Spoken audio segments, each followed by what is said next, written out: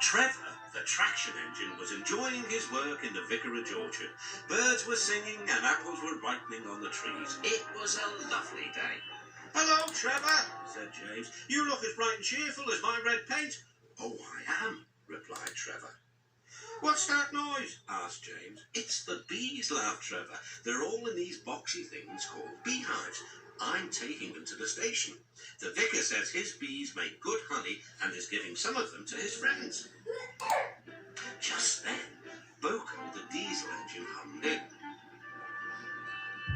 "Take care, you two. Don't make the bees angry. They might sting you." James didn't like being told what to do by a diesel, and he buzzed away. "Goodbye, Trevor," called Boko, and set off to see Duck at the next station. Bill and Ben, the tank engine twins, were busy arranging trucks, but they scampered off when they saw Boko. "I remember the first time I met those two," laughed Boko. "They nearly made my eyes pop out. Edward soon put a stop to their games." "Edward is the only one who can keep Bill and Ben in order," chuckled Duck. "I sometimes call them the bees."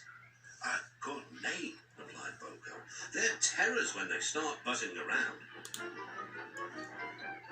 James bustled in.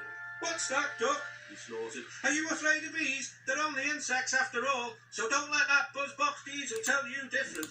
"His name is Boko, and he didn't "I wouldn't care," interrupted James. "If hundreds were swarming around, I'd just blow smoke and make them buzz off." "Buzz, buzz, buzz," retorted Duck. The next morning, James arrived at the station to collect his coaches. The passengers were excited and keen to get on board. The platform was crowded, and the porter was in a hurry. "Mind your backs," he shouted. Then there was trouble. The beehive fell and broke open. The station cleared like magic. James heard a familiar buzzing. The bees were too cold to be cross, so they buzzed around the fireman hoping he'd mend their hive, but he didn't understand, nor did his driver. So the bees turned to James. His boiler was nice and warm. Buzz off, hissed James. One bee burnt his foot. "Ooh, ah, phew, phew." The bee thought James had burnt him on purpose.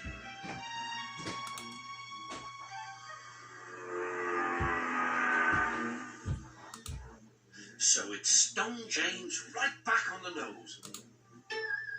"Eee!" whistled James. He had had enough. So had his fireman and driver. They didn't notice till too late that they had left all their coaches behind. They tried everything to get rid of the bees. First, they spun on the turntable to no avail. They tried washing them off, but the bees clung harder to James's warm boiler. Then they tried smoking them off by going through a long tunnel.